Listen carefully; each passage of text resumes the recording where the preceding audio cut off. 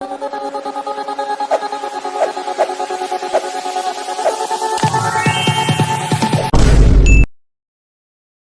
Viewers, welcome back to the channel. நான் உங்க PK வந்தாச்சு.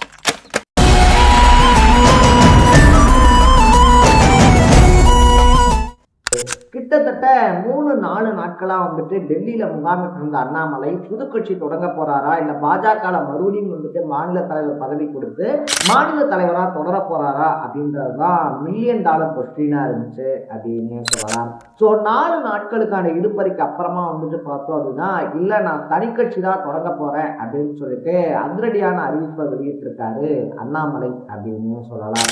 அதுலயும் வரக்கூடிய உள்ளாட்சி தேர்தல் தான் தங்களுடைய முதல் இலக்கு அப்படின்னும், இப்போ அடுத்து வரக்கூடிய பொது தேர்தல் இருக்கு இல்லையா, அந்த பொது தேர்தலில் டெஃபினட்டா என்னுடைய கட்சி வந்துட்டு போட்டியிடும். ஆனா அதுக்குள்ள வந்துட்டு பல தலைவர்களை உருவாக்க வேண்டிய இருக்கு கட்சிக்காக. அது மட்டும் இல்லாம இளைஞர்களை ஃபர்ஸ்ட் தயார்படுத்திட்டு அவங்களுக்கு அரசியலை சொல்லி கொடுத்து அதுக்கப்புறமா தான் அரசியல் படுத்துவேன் அப்படின்னு சொல்லியிருக்கிறதுனால அண்ணாமலையினுடைய அடுத்த திட்டம் என்ன, அண்ணாமலை எதை நோக்கி பயணிக்க போறாரு அப்படின்ற மாதிரி ரொம்ப பெரிய கொஸ்டின் உருவாயிருக்கு அப்படின்னு சொல்லலாம். ஸோ அண்ணாமலையினுடைய திட்டம் என்ன, அதை தாண்டி கர்நாடகா சிங்கம் 2 தமிழ்நாட்டின் புதுக்கட்சி அப்படின்னு சொல்லிட்டு அண்ணாமலை கடந்து வந்த அரசியல் பாதை என்ன அப்படின்னு சொல்லிட்டு தான் இந்த வீடியோல பேச போறோம்.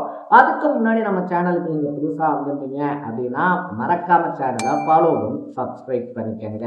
ஃபர்ஸ்ட் ஆஃப் ஆல் வந்துட்டு பார்த்தோம் அப்படின்னா, அண்ணாமலை இருக்கார் இல்லையா, அவர் வந்துட்டு தெளிவா ஒரு ஸ்டேட்மெண்ட் என்ன சொல்லியிருக்காருன்னா, எப்பயுமே வந்துட்டு தமிழ்நாட்டு மக்களுக்கு புரியக்கூடிய விதத்துல தேசிய கட்சிகள் பேசினதே கிடையாது.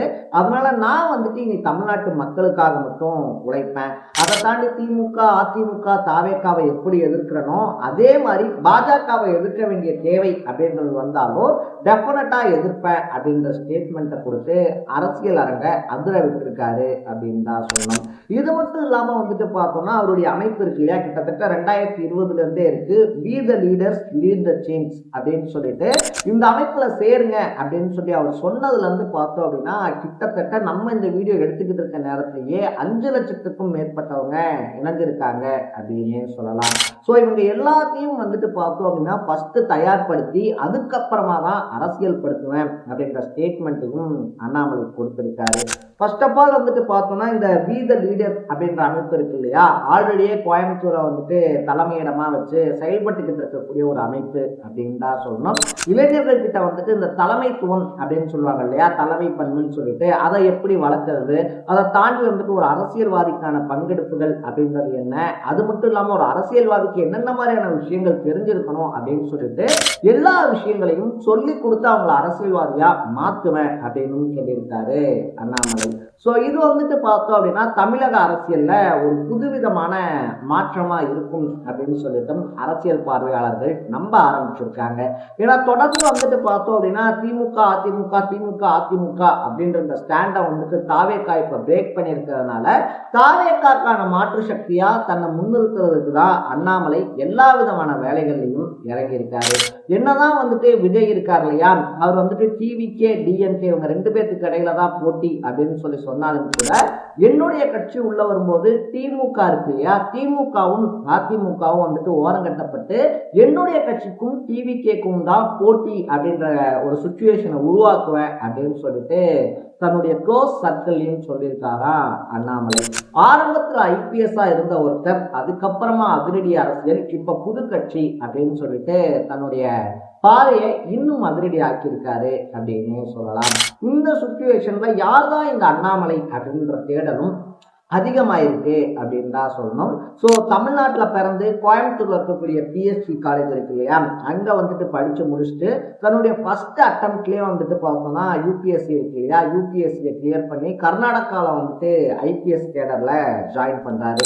அதுக்கப்புறமா பல முக்கியமான வழக்குகள், போதைப் பொருள் தடுப்பு, அதை தாண்டி வந்துட்டு பார்த்தோம் அப்படின்னா முக்கியமான கட்ட பஞ்சாயத்து பண்ணவங்க இருக்காங்க இல்லையா, பெரிய பெரிய தாதாக்களை ஹேண்டில் பண்ணது அப்படின்னு சொல்லிட்டு அவர் வந்துட்டு ஒரு போல்டான போலீஸ் ஆபீசரா அங்க வளம் வந்ததுனால கர்நாடகா சிங்கம் அப்படின்ற பேரையும் வாங்குறாரு. ஸோ தமிழ்நாட்டில் வந்துட்டு ரஜினி கட்சி ஆரம்பிக்க போறாரு அப்படின்ற டாக் அந்த டைம்ல தான் வந்துட்டு பார்த்தோம்னா அண்ணாமலையும் அங்கிருந்து பதவியை ரிசைன் பண்ணிட்டு தமிழ்நாட்டுக்கு வராரு. ஸோ ரஜினி ஆரம்பிக்கக்கூடிய கட்சியில முதல்வர் வேட்பாளரே அண்ணாமலை தான் அப்படின்னு சொல்லி பலரும் சொல்லிக்கிட்டு இருக்கும்போது பாஜக இணைகிறாரு அண்ணாமலை அப்படின்னு சொல்லலாம். அதை பத்தியும் தெளிவா அண்ணாமலை சொல்லியிருந்தாரு. நான் வந்துட்டு பாஜகவுடைய தலைவரான PL சந்தோஷ் இருக்கார் இல்லையா, அவர்கிட்ட வந்து பாஜக இணையினேன் அப்படின்ற வாக்குறுதியை கொடுத்ததுக்கு அப்புறமா வந்துட்டு ரஜினி என்னை கான்டாக்ட் பண்ணாரு, அவரு ஆரம்பிச்ச கட்சியில வந்துட்டு இணையம்னு சொல்லிட்டு. ஆனா நான் ஆல்ரெடி PL சந்தோஷ் கிட்ட வாக்குறுதி கொடுத்ததுனால என்னால இணைய முடியாம போயிடுச்சு. அதனால அதுக்கப்புறமா வந்துட்டு பார்த்தோம் அப்படின்னா ரஜினி அவர்களை மீட் பண்ணி சாரி சொன்னேன் அப்படின்றதும் குறிப்பிட்டிருக்காரு.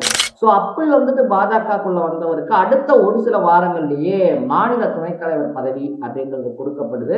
2021 கட்சியினுடைய தலைவராகவே நியமிக்கப்படுறாரு அண்ணாமலை அப்படின்னு சொல்லலாம்.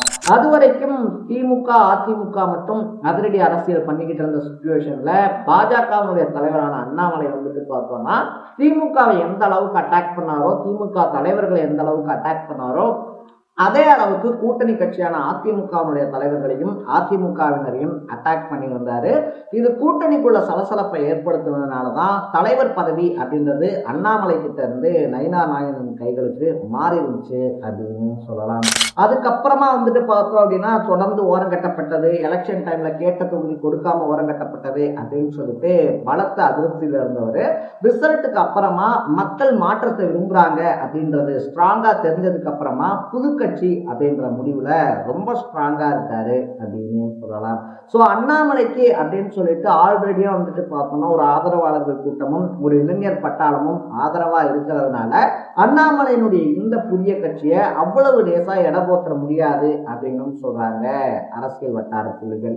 எது எப்படியா இருந்தாலும் அண்ணாமலை பாஜக இருந்ததுனாலதான் பலருக்கும் பிடிக்காதே தவிர அதை தாண்டி அண்ணாமலையினுடைய அதிரடி அரசியலுக்கு அப்படின்னு சொல்லிட்டு ஒரு ரசிகர் பட்டாளம் வந்துட்டு இருக்கு. ஸோ அவங்க வந்துட்டு அண்ணாமலையை ஆதரிப்பாங்க. அண்ணாமலைக்கு இது எழுச்சியாகவும் பாஜகவுக்கு இது வீழ்ச்சியாகவும் அடையும் அப்படின்னு சொல்லிட்டு பார்த்தோம்னா அண்ணாமலையினுடைய ஆதரவாளர்கள் ரொம்ப பெரிய கொண்டாட்டத்துல ஈடுபட ஆரம்பிச்சிருக்காங்க அப்படின்னு சொல்லலாம். ஸோ நீங்க அண்ணாமலையினுடைய இந்த புதிய முடிவை பற்றியும் புதிய கட்சியை பற்றியும் என்ன நினைக்கிறீங்க அப்படின்றத கமெண்ட் பண்ணிட்டு மறக்காம சேனலை ஃபாலோ பண்ணி சப்ஸ்கிரைப் பண்ணிக்கோங்க. நாளைக்கு இதே மாதிரி இன்னொரு இன்ட்ரெஸ்டிங்கான வீடியோவோட சந்திக்கலாம். டாடா, பை பை.